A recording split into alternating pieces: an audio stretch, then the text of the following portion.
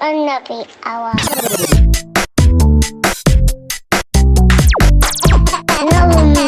Another hour.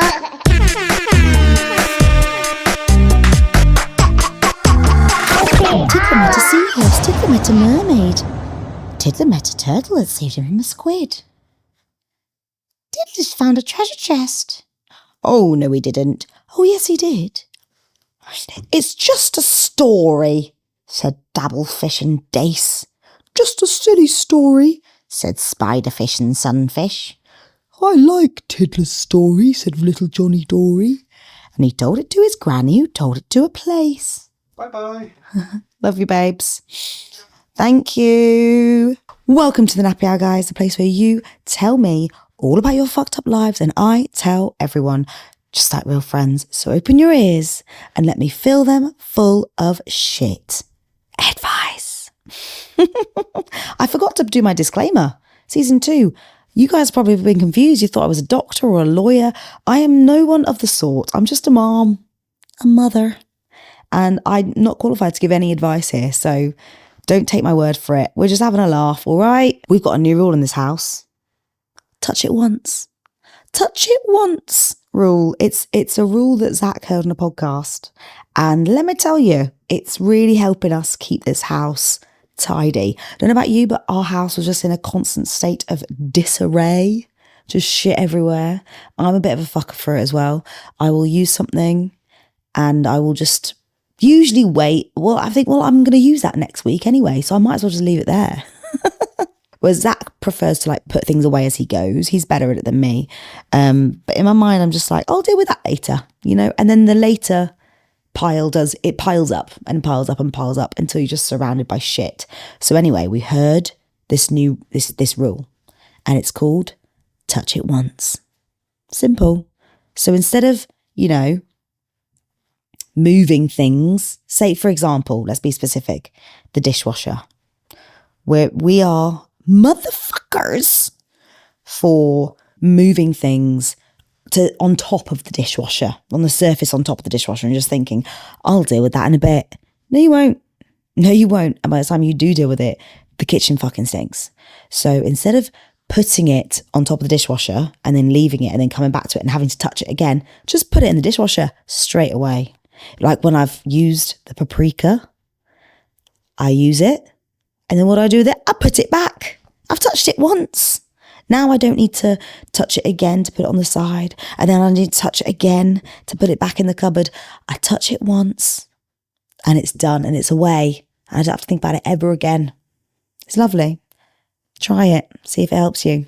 We got back from a wedding the other day and it was just beautiful. You know those weddings that are just filled with joy? Not just because it's a beautiful day and they've planned it really well and there's just fun things going on and good people, but the joy and the ease of being at a wedding of a couple that is going to last. We've all been there. We've all been at weddings of couples that were like, okay, let's see how this goes. It's so nice being at a wedding of a couple that you just truly, truly believe in. And that might sound bitchy of me. But I don't believe that every wedding you've been to, you've been looking at that couple and then thinking, oh God, I'm just so happy for them. This relationship is going to stand the test of time. So a lot of relationships are just okay, it's all right, But the issue with getting married and your relationship just being okay, these things that you're going to do after you get married aren't going to make your relationship better. First, the wedding is stressful. Then you probably buy a house. Then you might have kids. Then you might have more kids. And then you're going to have money problems. And then maybe one of you will have an affair in the future. Who knows? It's quite likely to happen. Lots of people doing it. And these little hurdles aren't known for making your marriage better, are they? It's a struggle. And when you are in the right relationship, those hurdles, the struggles, it's it's hard, but it's also good because you grow together and you get through it and you become closer and stronger because you're with the right person. But if you are with the wrong person, If you are in the wrong relationship and you're doing all of that shit, oh my God, ouch, ouch. That is painful. It's hard. It's shit. And that's why lots of marriages end in divorce. Just put it out there. It was just filled with tears of joy from everyone. Like, I think we just broke down at the first, like, seeing her walk up the aisle. She walked up to the aisle she's always a woman to me. Oh, she takes care of herself. Even her dog walking up the aisle, everyone was like, you go close, walking up. It was just beautiful. So what do we have to catch up on baby-wise? Well, one thing I did actually want to talk to you guys about was introducing this baby to my original baby. Gotta say, it's one of the things that I'm most nervous about is introducing Woody to the baby. Because I really don't want to scar him for life. I don't want to cause jealousy. I want to do it really, really intentionally.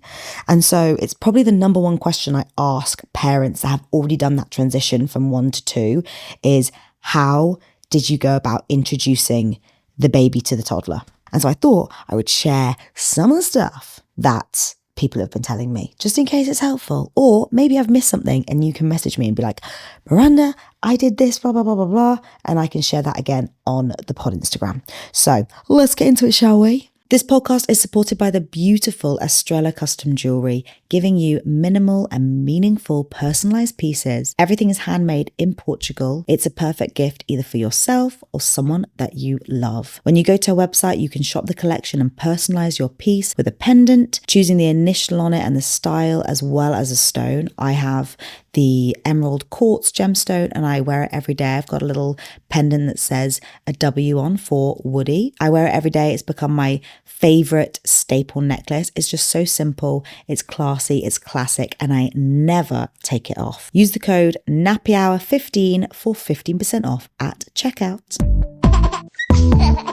So the most common thing that parents are telling me is that the baby brought a present for the toddler. My mum said that my brother bought my sister a slide, which is very kind of him, wasn't it? My friend's baby bought her a camera so then she could take photos of the, family photos and stuff like that. That's kind of cute. My other friend's baby brought the toddler a new Spider-Man costume, which was very generous. These babies are generous considering, they can't even open their eyes. How they're getting on Amazon and ordering is very impressive. I think our baby is going to bring Woody a camera. I think he'll enjoy that. Again, taking like cute pictures of the baby or not. Probably just taking pictures of his bum. He was on FaceTime with my mum this morning and he was just flashing. He was like, I'm showing you my winky. Right, okay. I've also heard lots of tips about putting the baby in a neutral place. So not in the mum's arms when the toddler walks in, because I've got to remember that he is my OG baby, my original gangster baby. He's my original baby. And this is going to be an earth-shattering thing that he can't comprehend right now. But I can just imagine walking in after he's been off with grandma and I've been giving birth. And he walks in and he sees this baby in my arms and he's like, get off of my mum! Get off my fucking mum! So what we're going to do is put the baby in a neutral place, either a bassinet or on the sofa or on the floor or whatever, and almost let him find the baby. I plan on sitting down on the sofa or the bed with Woody on my lap and then helping him hold the baby. And we've been talking a lot about this being his sibling. This is his baby. You are having your sibling. I'm not saying I'm having another baby. I'm saying we are making you a sibling. And that, I think it gets him excited. We've also said, say our friends have babies right now and we're saying you're going to get your very own. So we've got Yara, for instance. Yara's a baby in our life. You're going to have your very own Yara. Or Rudy, another baby in our life. You're going to have your very own Rudy. Your very own Rudy. Rather than being Mummy's having another baby and I'm kicking you out. My friend Saffron gave me a tip, right? So she's got a little girl who's the same age as Woody, they're besties. Shout out Adenike. And she has a baby sister, Yara. So Saffron gave me the tip of something that they do. They talk to the baby for the benefit of the toddler, for instance. So they're not always just like, oh, Adenike, stop doing this, or blah, blah, blah, got to be quiet for the baby, or I'm sorry, I can't help you, Adenike, not right now because the baby. They actually talk to the baby and say, say if Adenike wants something, I want to play, blah, blah, I want a snack or something. Saffron says, and the baby's whinging. Saffron will say, sorry, Yara, I've got to put you down. Adenike needs my attention right now, or Adenike needs blah, blah, blah right now. So she's also hearing the fact that the baby is also being told, right? It's not just the big kid that's being told, no, not right now. You can't do that, blah, blah, blah. The baby is also hearing the same, getting the same treatment basically. So even though the baby doesn't fucking understand, but at least the child knows that you are saying that's the baby. There's lots of people that will tell you to like not use the baby as an excuse. I do wonder though, like, how do you do this? Because like sometimes it's like, I'm just feeding. I have to feed this baby and you're just gonna have to fucking wait. But I guess you can just word it like, yeah, I cannot wait to play with you. Let me just finish up here. And then me and you can get on and do whatever you want to do. Like, I guess rather than just saying, let me just finish with the baby and let me just do the baby and baby, just word it differently where you don't really mention the baby. It's all well and good saying this, but in reality, like, you're overstimulated, you're sleep deprived, you're fucking touched out, you've got a whinging toddler and you've got a crying baby. And I know in reality, I'm not going to be like, okay, darling, one moment, let me just finish up. I'm going to be like, shut the fuck up, shut up.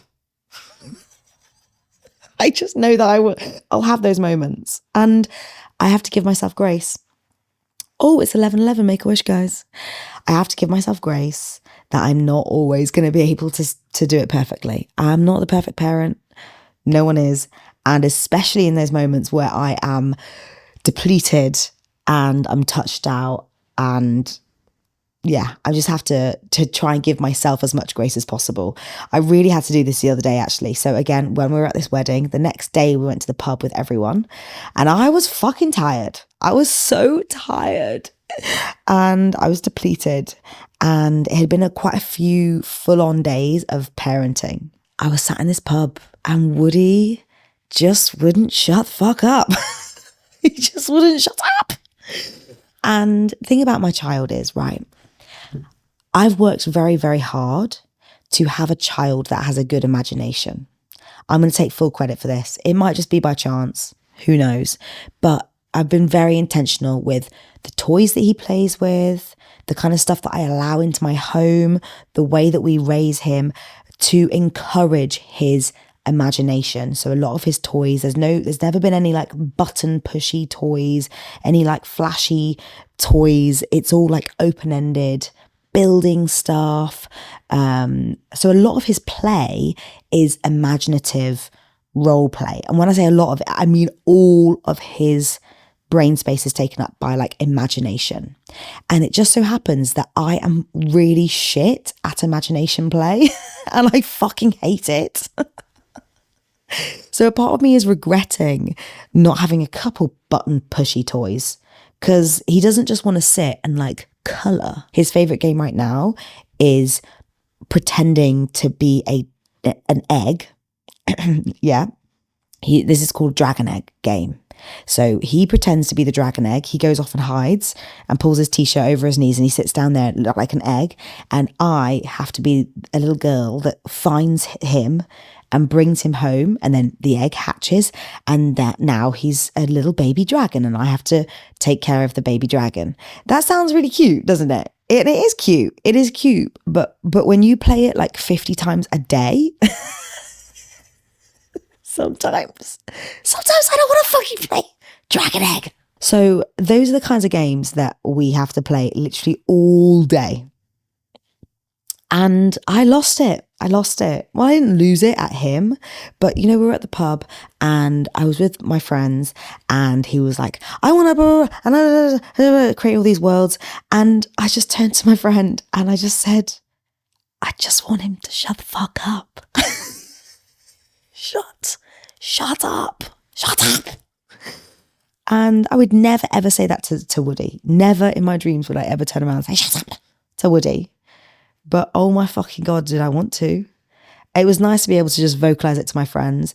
But in that moment, I just had to take myself off to the car and I wailed and I wailed and I wailed and I let it all out. All these things that I've been pushing down because I didn't want to express them in front of Woody. I just let it out and I had the biggest shouting cry in this car because I felt so overwhelmed and so touched out and I wasn't able to be the parent that I wanted to be or that Woody wants me to be or needs me to be in that moment. And I felt shame and I felt guilt for it. So it felt so good to just like let it out in that car. Oh, I had a couple more cries in that day again because I just felt guilty. And I turned to my friend in that moment. I was like, I just want to shut the fuck up. And then I turned around and I saw him and I just saw how brilliant he is. He's such a brilliant, wonderful child. And I just felt so guilty for being so irritated. And all my friends were there with their little babies, their easy breezy little babies that aren't fucking talking. They aren't running around. They're just smiling and farting. And I felt guilty for finding them more enjoyable than my own child. Is that a thing? Do any other parents feel that? I've never really enjoyed other people's children more than my own. Never had that feeling before. And so I felt deep shame for just wanting to be around little Rudy instead of Woody, And yeah, I had a good cry. And that night I had a good sleep. And then I woke up and I was able to be a better parent and just give myself grace. That's it. I was just giving myself grace. That's when I say I'm a better parent, I mean not getting pissed off at myself for feeling the way that I am. I'm just able to give myself more compassion in those moments. Of course I don't want to fucking play Dragon Egg 50 times a day. Who wants to do that? Woody? My son does, that's who. Hey Miranda, very excited to hear the poddy is back. Never thought I'd be writing in here, but here we are. So there's this WhatsApp group with some mums from nursery. I swear to God, every time I put a message in like anyone free for soft play this week, it's tumbleweeds. But then this particular mum writes, morning mums, anyone free? And they're all over it. I'm starting to feel like a total knobhead.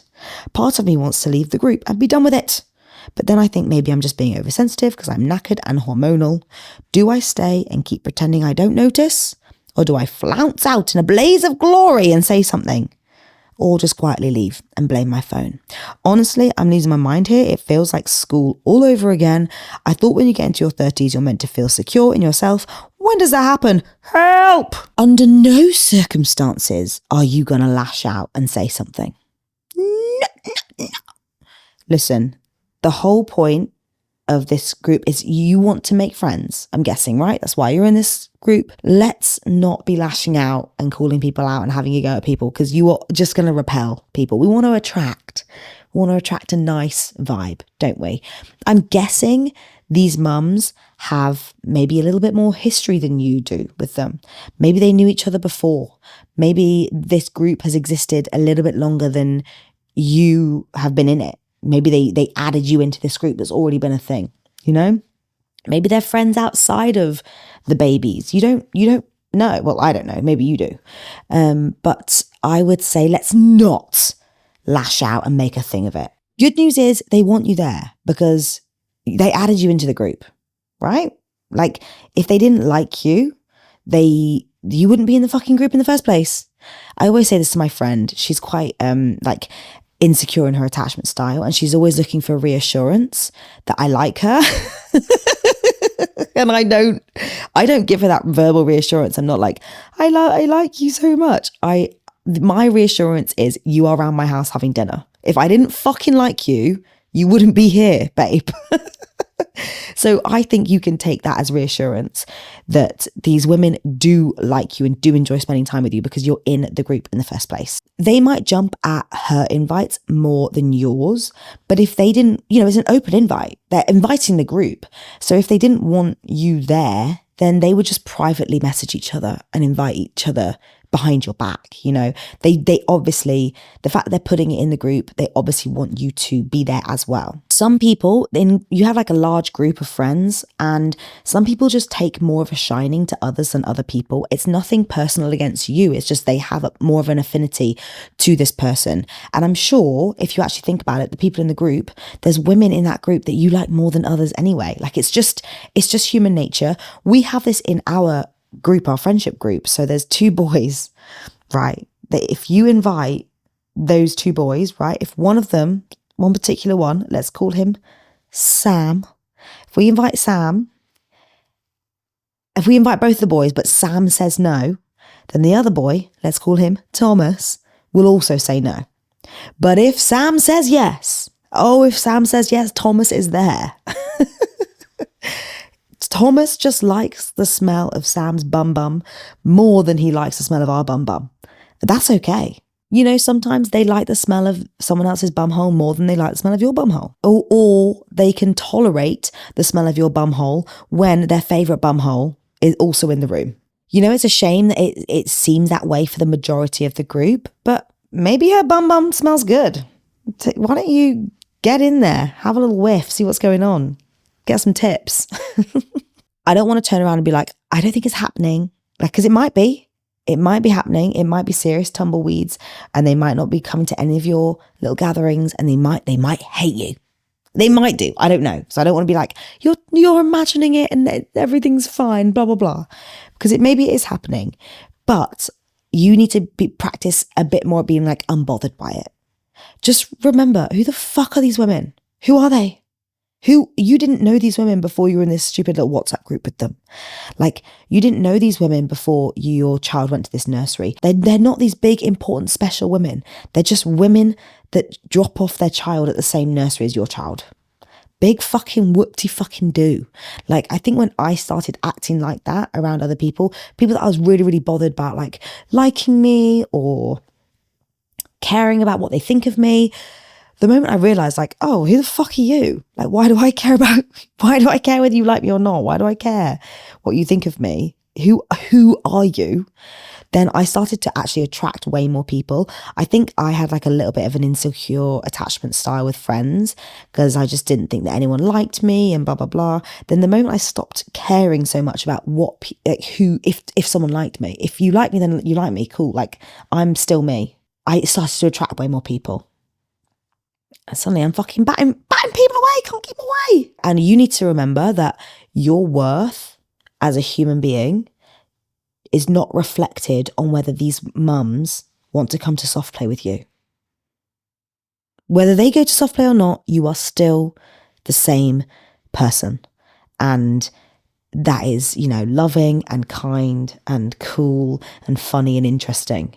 And whether these fucking random ass mums, whether they like you or not, it doesn't matter. It doesn't change anything about you. So if I were you, I would probably, just for a couple weeks, I would maybe stop suggesting things on the group.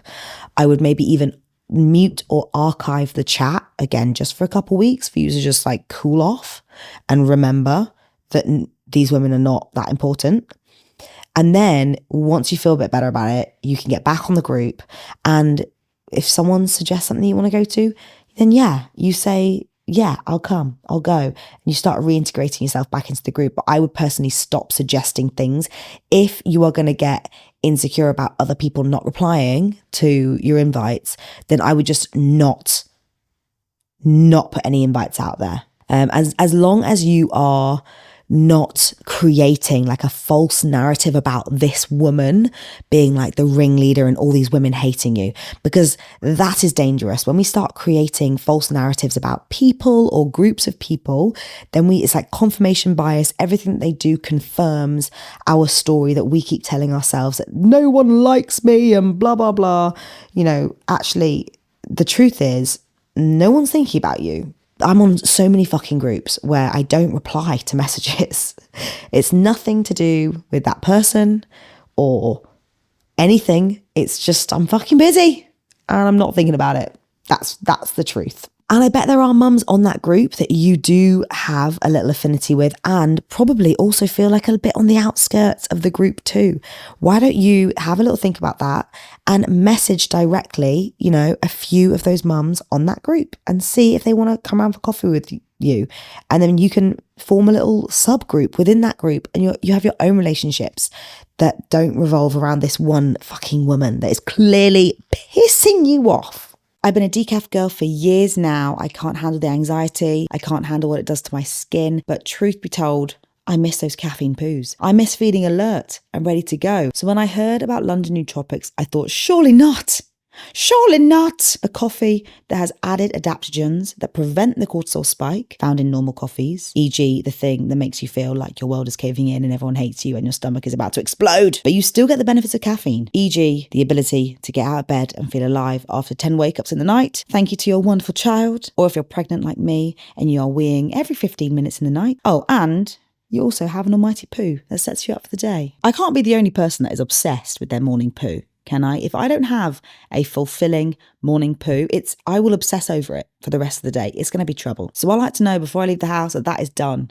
And with London Nootropics, you can guarantee an almighty poo, but with no anxiety. I recognise I'm going for the niche market here by talking about almighty poos, but I assume that everyone loves a good poo in the morning, no? London Nootropics. Get it while it's hot. When I say this coffee tastes like coffee, but it smells like chocolate, I feel like that's the only way I can describe it. It smells so good. It is the peak of my morning. When I get up, I just know I've got that cup of mojo waiting for me downstairs. And it's the only thing that's going to get me out of bed. Oh, that and obviously my child needs me. Use my code MirandaFox20 at checkout for 20% off. Next. Next one. So, my other half keeps saying he's helping me with the baby. Ugh. Like he's doing me a massive favour changing his own child's nappy. He'll do the tiniest thing like give the baby a bottle and then act like he deserves a medal or a lie down. Meanwhile, I haven't showered in 3 days. I'm eating stale mini cheddars for breakfast. How do I tell him to wind his neck in without it turning into World War III? I mean, he's not a bad bloke, but the helping thing makes me want to scream into a pillow. Am I overreacting? No, you're not. Simple answer. This is what we talk about when the standard for men versus women is very different. It's the same when dad says that he's babysitting. You're not babysitting. You're not fucking babysitting. You're being a parent. And if you were my babysitter, I'd fucking sack you because you're shit. Because I get home and nothing's been fucking done. The baby's still in jammies. They'd not have fucking breakfast. You've just been sat on the sofa playing video games. Nothing's been done. What am I fucking paying you £15 an hour for? I love it when men do something that's just totally normal. It's just normal. And everyone turns and they're like, isn't he brill? Isn't he fantastic? We'd be out for dinner with family or whatever, or friends, and Woody would need a nappy change. And so, Zach would be like, oh, I'll do it. Cool. He'd walk off and everyone would turn to me and be like, oh, isn't he just brilliant? Aren't you so lucky? Isn't he just the best daddy? And I'm like, well, yeah, he is. He is all those things, but not because he's changing his son's nappy right now. That is the bare minimum legal requirement, is just changing a fucking nappy. I do it fucking 90% of the time. It doesn't make me a good mum for changing a nappy, right? That is the literal least I could do.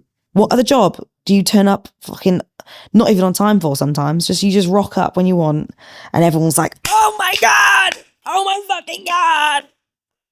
Amazing. We need a promotion. You're the best. We're so lucky to have you. We're so fucking lucky to have you. But mothers, if you want praise, you got to not only turn up on time, you got to turn up early. You've got to exceed all the targets. You've got to do everyone else's fucking work. And then maybe some random person will turn to you in the street and say, you're doing great. I'd love to know how many times we've been at a pub or out for dinner and I've gone over to change Woody's nappy and anyone has turned around to Zach and said, you are so lucky. Aren't you so lucky? She's such a brilliant mummy. I would wager a big fat 0 times. How do we change this? It's hard. It's really hard. You have to sit him down and have a conversation with him. And I know you're dreading that conversation because you don't want a big argument. The way that I've realized how to avoid arguments, and it does work, is by sandwiching it into positive things. So you sit them down and without coming across as like, first thing you say isn't going to be like, you say this and blah, blah, blah, blah, blah, blah. Like that's not, let's just put a massive compliment in front of what we need to say. So you're going to sit him down and start by saying, everything that he is doing and how much you appreciate what he is doing. I'm assuming I might be wrong. You're on mat leave right now because the baby's doing bottles and everything. So I'm assuming we're in the first 9 months of this whole thing. And if you are on mat leave, his point of view would make a little bit more sense to me because I can understand where his confusion is coming from. Him thinking, well, I'm still working and this is your job now and mumming is your job. And I don't agree. I do not agree, but I can understand where his confusion has come from. But if you are also working and he still has this mindset, he has no legs to stand on. So anyway, let's think to ourselves, before we come at this conversation, let's think of all the things he is doing. And this is actually really helpful to me. Whenever I'm getting like deep in my resentment towards Zach, I take a second and I think of everything that he sacrifices for me and my family, our family, and everything that he is doing. And I'm able to come at whatever issue. Often that actually resolves whatever issue I'm having. So Zach didn't put the dishes in the dishwasher. Well, what did he do today? Or Zach's not doing bedtime even though it's his turn. Well, what did he do today? He had a really stressful day at work. He hasn't been to the gym in the whole week. He's stressed. He's overwhelmed. I'm going to do bedtime. Okay, it's not that deep. That usually resolves it for me. Can you sit back and just take a moment to appreciate what he is doing before we come at this conversation? So then you can start the conversation with, listen, I have something I want to talk about. Firstly, I just want to appreciate how much you do for the family. You do blah, blah, blah, blah, blah, blah, blah, blah, blah. And that is so, so appreciated. And then you can start to talk about, it's just these certain things that really piss me off. It's the language that you use around parenting that you obviously feel like you are doing me a massive favor by giving your baby a bottle, and that really makes me feel X, Y, and Z, and I would love to be able to change that language. I will take on the majority of the parenting. Obviously I am on mat leave, and so I am available during the day. I take on 100% of the parenting within these hours because you are at work. But then when you are back from work, you're not doing me a favor by helping me out with a baby. That is our time to come together and do it as a family together. Because otherwise it's the job that doesn't fucking stop. It's a 24-hour job and it pays fucking shit. So how about we share that responsibility together? We work together as a team. I don't know how to end that conversation, but you need to, again, bring it back to something positive that he does do, or just to sandwich it into something positive, So you got the slice of bread, you got the fucking shit in the middle that you want to actually talk about, the nice big dog shit, and then the slice of bread is the nice positive things that we say about him to make himself feel better and to soften the blow. And whatever that last piece of bread is, that's down to you. There is this deep misconception that the secondary parents have. And I understand where this comes from, because when you are the primary parent, a lot of the work is invisible, and say, especially if the other parent is out at work, whether that's a mum or the dad, if you are out at work, you don't necessarily see or appreciate what the parent at home is doing. And there's this misconception that you are on your ass all day, you're fucking sleeping, you're drinking coffee with your friends, you're doing all this. And actually, in reality, like it's really hard to catch a breath. It's really hard to do anything for yourself, to get anything done. It's really tricky. And you are at the whim of this little person. And it's really emotionally and spiritually draining on the parent. And maybe he doesn't know that. Maybe he's never had a full 24 hours alone with the baby being the sole carer. Maybe it's about time we book that in. You book yourself off for a day with a friend or a family member. You go and relax somewhere else out the house and you just leave him to it and just see how he copes. Trust me. He's not going to be thinking, he's helping out anymore. He will soon realize what it takes. So when I was again at this wedding, there's a few parents, right? A few of our friends are parents. And I was talking to the dads about their day to day. They work so hard. And they were telling me about, how stressful their jobs are, blah, blah, blah. Then they come home and they parent. They switch on straight away to being parents. And in my mind, I thought, bloody hell, that is really hard. And then one of them turned around and he was like, but I wouldn't swap it for anything. Like I could never do what my partner does. And that's because they have had the opportunity to be able to parent for a full day or two. They know what it takes and they see how hard it is. So maybe he just needs to see how hard it is. He needs to have a little taste of it. So yeah, let's fucking go. Book it in, girl. I guess you're going to Mallorca for a day. Mallorca? Why Mallorca?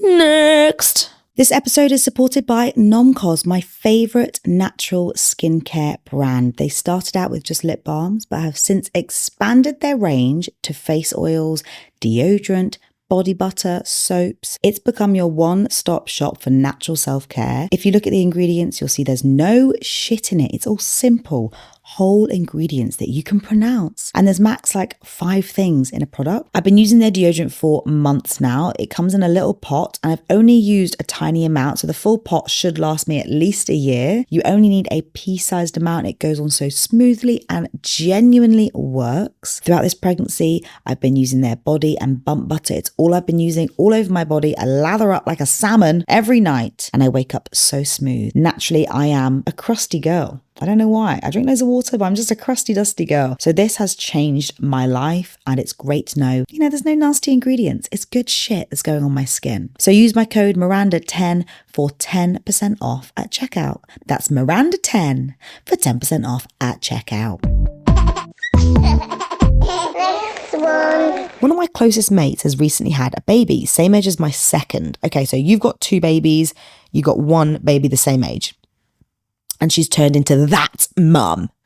Everything organic. Baby never has a dummy. All beige organic outfits. She's always posting these smug Instagram stories about how blessed she is. I used to feel like we were in it together, but now I just feel like shit whenever I see her stuff. It's making me want to avoid her, but I don't want to lose a friendship. Where's all the normal mums at that are falling apart daily and surviving off meal deals and miss Rachel breaks? Ooh, I know this girl well. I know her very well. I think we all do.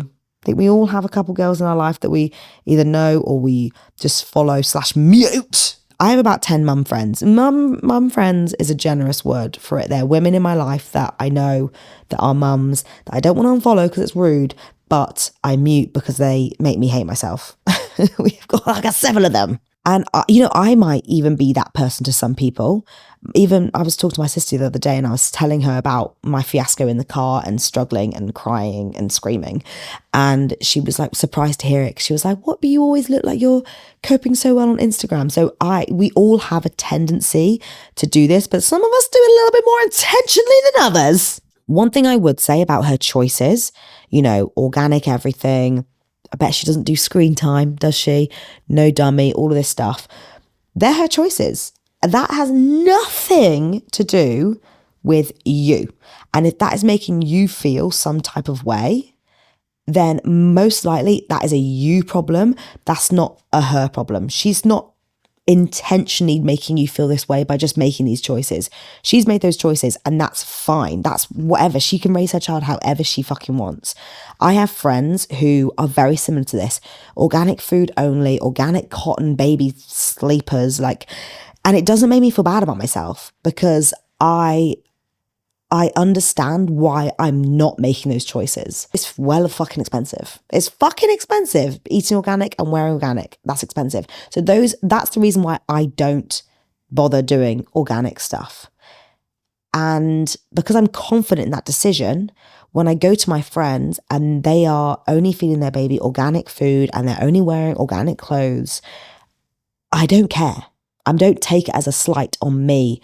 It doesn't make me feel like a shit mum. The Instagram stuff, I can appreciate that would piss you off. It's really hard when you have those friends that you don't necessarily catch up regularly with and they are constantly portraying how perfect their life is. It's hard, but as long as you are checking in with her in reality and you know that's not the case, then that's fine. You can let her portray her little perfect life online, but you know, because you talk to her regularly, that's not the case. Unless it is the case, she is just one of those friends that is breezing through life, they're having a lovely time, then amazing, good for her. Like, you don't want your friends to struggle, but I can appreciate how it might mean that you can't necessarily relate so much to her. Sometimes when I'm looking at my friends that have a way easier time of it than me, I think, why? Why are you having such an easier time? And more often than not, it's because of money or circumstances, like they have more support or whatever. And so I can reason a little bit more with, okay, I might be a little bit messier than you, but I can give myself grace because I don't have the financial stability that you have, or I don't have the physical support that you have of all your relatives living within 100-meter radius. Like, that is why I might be my house is a mess and I'm tired as fuck and I'm touched out and overwhelmed and I'm falling apart and you seem to be doing everything just great. Well, that's why, because you have better circumstances than I do right now, and that's fine. And that can sort of help you come to terms with the situation, right? And you can stop sort of comparing yourself. Why is she able to do blah, blah, blah, blah, blah, and I can't? Well, that's why. Because she has X, Y, and Z, and you don't. And if you are too jealous or not in a good enough place to hang out with her and you have to pull back, then so be it. If she is one of your closest friends and you don't want to lose her as a friend, then can you not just have a conversation with her and just be brutally honest and say, listen, I am so happy that you are breezing through life, but I am actually not in a good place right now and I am struggling, and seeing you flying so high and enjoying your life makes me feel like shit. Forgive me if I'm not like the bestest friend that you could ever wish for right now, because I'm fucking jealous of you. All right, I'm jealous and I'm sorry for that. And you can emphasize how happy you are that she's so happy, but just know that I'm not so happy right now. I'm just struggling. I'm in a bad place, and seeing someone that I love, I'm in such a bad place that seeing someone that I truly love and admire happy makes me feel shit. And I'm sorry for that. And I just wanted to let you know where my head's at, just in case I don't see myself right now. If my friend came and said that to me, oh my God, that would be such a relief, because she can probably feel that you're pulling away from her. She's noticed that you're not liking or commenting on her Instagram posts. You know, you never reply to her stories. She knows. And it would be such a relief for her to understand where you're coming from. And then maybe she can be a little bit more real with you. Maybe she feels like she needs to have it all together because you've done this before, and she's looking up to you as a mum, and she doesn't want to struggle because you've got 2 kids, and how can she moan about just having one and she's struggling and blah, blah, blah. Maybe it's even that situation. So then she can be like, oh my God, babes, I've been struggling with blah, blah, blah, and I haven't wanted to come to you and tell you because of X, Y, and Z, and let's just be real together now. Maybe it'll be that kind of conversation. Or maybe she'll be like, okay, fair, I understand. I'll stop boasting about my perfect life online. It's really hard to see your friends flying high and achieving stuff, even not parenting, but just like career-wise or anything, relationships. You know, when you're not in a solid place with that thing and someone that you love really is, it's really hard to be happy for them and to not just be jealous. It takes a lot. And, you know, you're in a time right now where you are depleted emotionally and physically, and you're not going to show up as the best version of yourself, as the best friend or the ideal human. You know, you're not perfect right now, and that's okay. Again, I feel like there's been like a common theme this episode, just about like giving ourselves grace for how we are showing up with ourselves, with our children, with our friends. You know, stop expecting yourself to show up perfectly. I actually did a meditation. So if you go on Netflix and you type in Headspace, they've got a series of, I think they're like 10-minute episodes, but they're really beautiful. And it's all about teaching you how to meditate and different tools, right? And we did this one episode that was so helpful to me. And since doing that, I've done it a few times on my own, and it really, really works. So it's all about relationships that you're struggling with right now. And it's an exercise where you are imagining someone that you have a turbulent or a hard relationship with, and you are imagining them in their happy place, and they are just so happy and in their flow state or whatever. And you are like transferring all your goodness and love and energy to this person. And it's really helpful because there's a few people in my life where I just hate. I hate them. We've had, you know, a tough couple of years with certain people in our family, and this has been really useful for me. So you start off by thinking of someone that you actually just love and you have a really great relationship with. Maybe it's your partner or your bestie or your child or whatever. And so you picture them in your mind in their favorite place, and they are just so happy.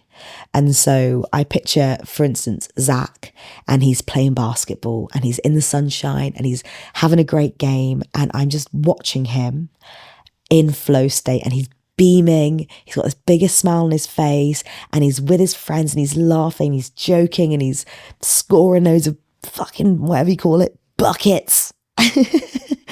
And I just take a moment and I just watch him in his happiest place.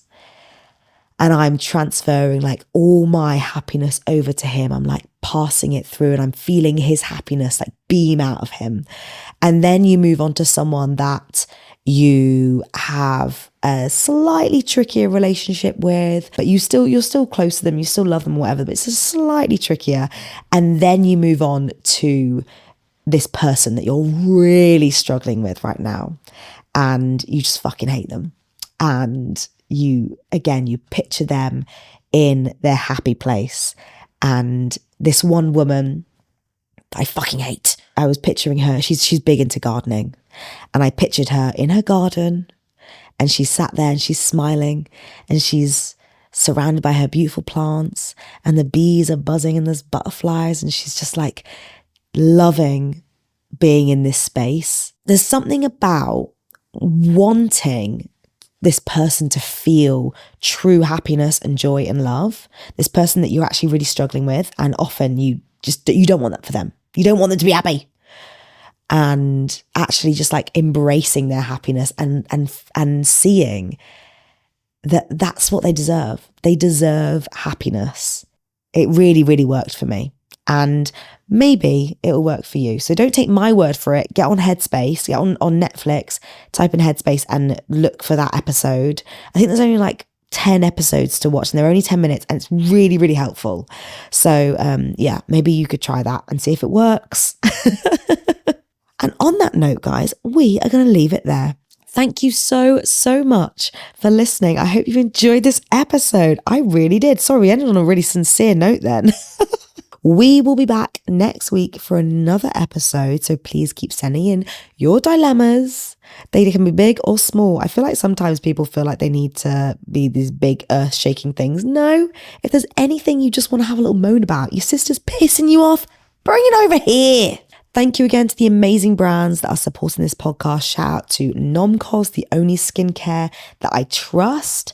We've got London Nootropics, my favorite coffee right now. It gives me the caffeine poo that I need while not giving me any anxiety. What a treat. And the beautiful jewelry brand Estrella, providing meaningful pieces without costing my wallet or the earth an absolute bomb. You can support these brands and me directly by using my codes at the checkout. Trust me, I would not talk about these brands if they were shit. I just would keep it I use these products daily and I rate every single one. And you can support me directly by following the link in the description of this podcast and donating the price of a coffee or more